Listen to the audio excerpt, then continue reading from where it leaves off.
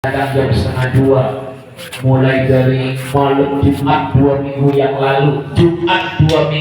lalu, malam Sabtu, malam Minggu, malam Senin di Madura, malam Selasa, malam Rabu, malam Selasa di Malang, malam Rabu di Lumajang, malam Kamis di Magelang, Kamisnya pulang, malam Jumat mimpin rapat di Guru di Jakarta, Jumat ngajar, pulang ke sini, penutupan ngaji sana ngaji sini, ngaji sana ngaji sini, sampai malam Senin berakhir di Blok E jam 11 malam, pulang dari Blok E. Senin paginya langsung ke Pontianak.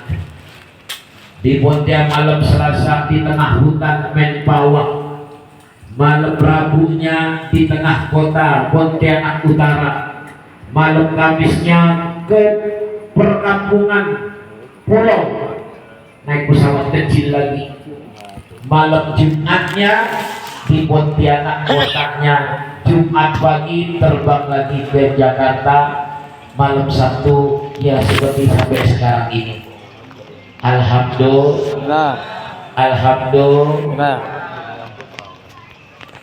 Bagaimana kita mau tidak bersyukur kepada Allah? Loncat sana, loncat sini, loncat sana, loncat sini. Kemarin sore masih ada di situ, besok paginya sudah di sini, ada di sini, ada di sini, ada di. Saya ingat, nih, saya kan pernah ngomong waktu maulid di tempat saya dulu, apa kekuatan saya? Motivator terbesar dalam kehidupan situ Pak Kiai. Pak Kiai itu kalau diomongin nih, di rumah nih, dengerin Bu. Nih kalau Bu Nyai ngomong nih, Bu Nyai, saya, ya Gus Faiz, ya Bu Gonit, ngomong gini nih, Bi, udah sembuh, batasi undangan. Kalau Abi sakit, yang repot bukan jamaah, orang rumah. Batasin Bi. Apa jawaban beliau? Ini dengerin nih, supaya kita yang muda-muda malu gitu. Ini jawaban beliau. Saya ini dikasih sehat sama Allah. Lalu ada orang datang ke rumah undang saya.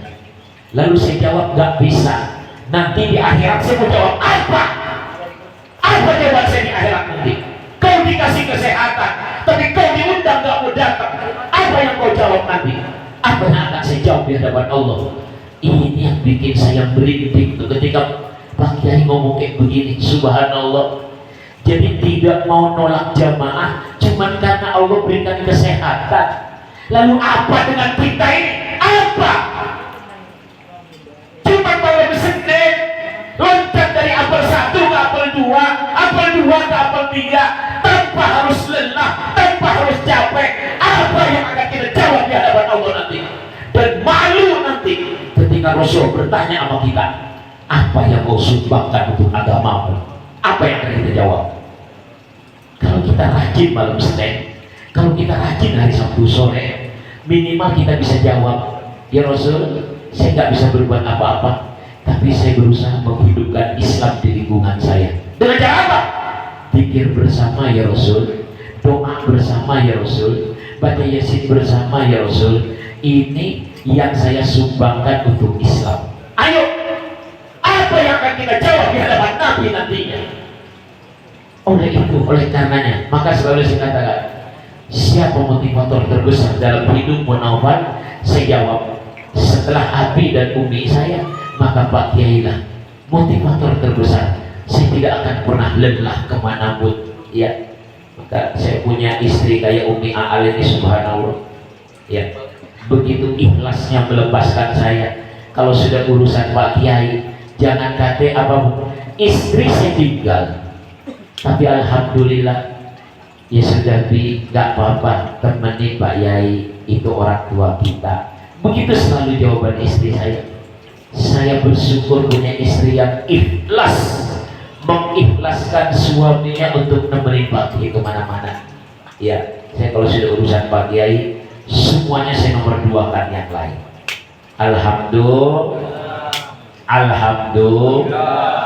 Ini sebagai motivasi ya, supaya kita punya rasa syukur gitu loh. Ya Bu, supaya kita memantapkan rasa syukur kepada Allah. Maka sekali-kali ibu sama bapak tuh wisatanya jangan ke Bumbung, jangan ke Taman Buaya.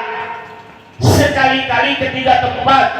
Satu, sekali-kali jalan-jalan ke penjara, supaya tahu bagaimana kehidupan orang yang terikat, terbatas oleh jeruji besi, supaya kita bersyukur, ya Allah, enak jadi orang bebas, tanpa borgol, tanpa diawasi, hanya 3 kali 2 meter di dalam di balik jeruji besi.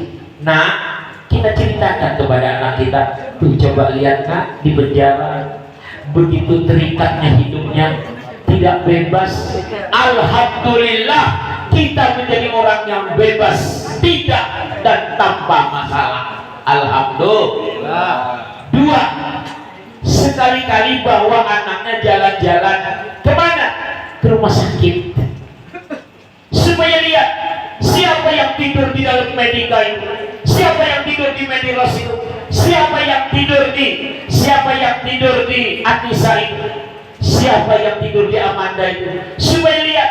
Subhanallah, jangankan jalan keluar rumah sakit, hanya sekedar ke toilet ribet sama infusan, dipegang infusan, dikeatasin infusan, lengan capek, dipegang ke bawah infusan, darah keluar. Akhirnya apa? Sama tiang-tiangnya dibawa ke dalam, semuanya ke kamar mandi. Coba nak perhatikan, begitu nikmatnya orang sehat. Lihat kalau sudah sakit, diikat sama tali infusan, nggak bisa kemana-mana. Jelas apa tidak? Ini saya ngomong kayak gini supaya rasa syukurnya itu semakin mantap gitu. Yang ketiga, sesekali jalan-jalan ke kuburan. Kayak seminggu 2 minggu yang lalu, Blok C, Bu Ita beserta dengan pengurus Al-Ikhlas dan saya punya inisiatif, setiap mau memasuki Ramadan kita ziarah kubur ke Blok I. Lihat di Blok I itu, lihat di kuburan itu, lihat nama-nama di nisan itu, bukan orang asing, tetangga gang, tetangga RT, tetangga blok. Lihat nama-namanya. Ya Allah, ini kan tetangga blok, ini kan orang yang kemarin nganter saya sama anaknya, nganter anak ketemu mulu ini di sekolah sana, ini teman satu PT, ini teman di gang, ini teman di RT. Namanya sudah nama-nama yang tidak asing bagi kita. Artinya apa? Kita tinggal nunggu giliran, tinggal pindah ke sana. Maka oleh karenanya 3 tempat ini yang harus kita ingat. 1, penjara. 2, apa? Rumah sakit. 3, alhamdulillah Allah kasih hidup. Alhamdulillah. Jelas apa tidak? Baik, setelah bersyukur, poin pertama, saya akan bicara 4 poin saja. Poin pertama, Rasulullah sedang jalan di pinggiran kuburan, lalu oleh Allah diperlihatkan tentang alam barzah. Jadi Nabi diperlihatkan alam barzah. Begitu Nabi diperlihatkan alam barzah, di alam barzah ada mayit disiksa, dipukul, disiksa, dipukul, disiksa, dipukul. Lalu malaikat berhenti mukul dan nyiksanya. Lalu Nabi bertanya, malaikat, kenapa berhenti nyiksa? Kenapa kau berhenti nyiksa? Apa karena ada saya? Apa kata Nabi? Apa kata malaikat? Nih, buat kita. Apa kata malaikat? Gimana saya mau nyiksa mayit ini ya Rasul? Anaknya di dunia baca Quran mulu, anaknya di dunia istighfar terus, anaknya di dunia jamaah mulu, anaknya di dunia pengajian mulu. Setiap saya mukul, mau dipukul, kata anaknya Al-Fatihah buat orang tua saya. Ketika saya memukul, anaknya Allahu Akbar. Setiap memukul, anaknya Yasin wal Qur'anil Hakim inna. Setiap saya memukul, anaknya ila arwaya abaina wa ummahatina. Jadi saya tidak bisa pukul, saya tidak bisa nyiksa jenazah ini karena anaknya di dunia selalu berdoa. Ini kita ini. Betapa nikmatnya orang tua kita sekarang yang ada di kuburan itu. Betapa nikmatnya orang-orang kita yang ada di alam barzah sekarang ini. Nenek kakek kita sejuk banget kuburannya. Kenapa? Karena melihat kiriman doa dari kita semua ini. Gak usah bertanya, capek jawabnya. Nyampe apa enggak, gak usah doa, gak usah. Itu urusannya Allah, bukan urusan kita. Nyampe atau tidak nyampe, bukan urusan kita. Nyampe atau tidak nyampe, doa kita itu urusannya Allah. Yang penting kita punya kewajiban berdoa untuk orang tua. Itu perintahnya. Jelas apa tidak? Jelas apa tidak? Dua,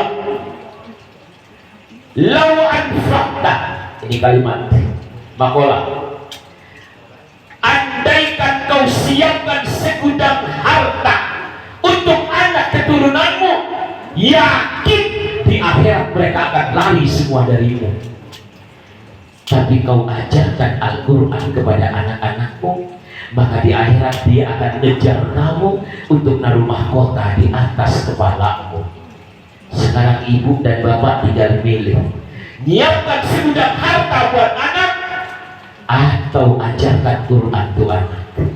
Saya bilang apa remaja ini, saya bilang jangan pernah bosan untuk ngaji Quran. Alhamdulillah ya, walaupun ya tidak 100% uminya ngajar mereka, tapi bapak tahu kan, lihat bagaimana pengaruh Quran dalam kehidupan mereka. Ada anak RT 19 yang berandalan, ada anak remaja 19 yang begajulan, ada anak 19 yang tidak beradab. Perhatikan, ini pengaruh Quran. Saya tidak bilang uminya 100% ngajarin Quran, tidak, tetapi saya jadi saksi. Mereka ini ngaji Quran tiap maghrib dan bertemu dengan saya setiap malam Sabtu. Yakin ini anak nanti nyari ibu, nyari bapak buat naruh mahkota di atas kepala bapak. Amin. Ya Robbal. Sekarang pilihan ada di ibu, mau nyiapin harta buat masa depannya, silahkan. Siapkan segudang harta buat anakmu. Nanti di akhirat anakmu akan lari semua darimu. Nggak ada yang nyari orang tua.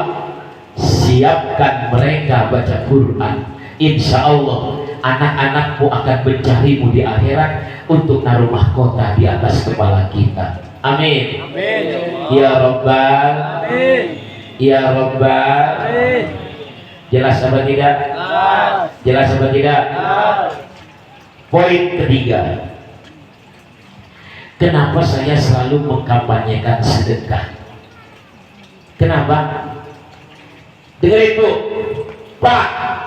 Kenapa saya mengempanyekan sedekah? Selalu sedekah, sedekah, sedekah, sedekah, sedekah, sedekah, sedekah. Jangan pernah lelah untuk sedekah. Kenapa? Karena Quran yang bicara. Apa kata Quran? Pahala pertama kali ditampakkan kepada orang mati di kuburan itu pahala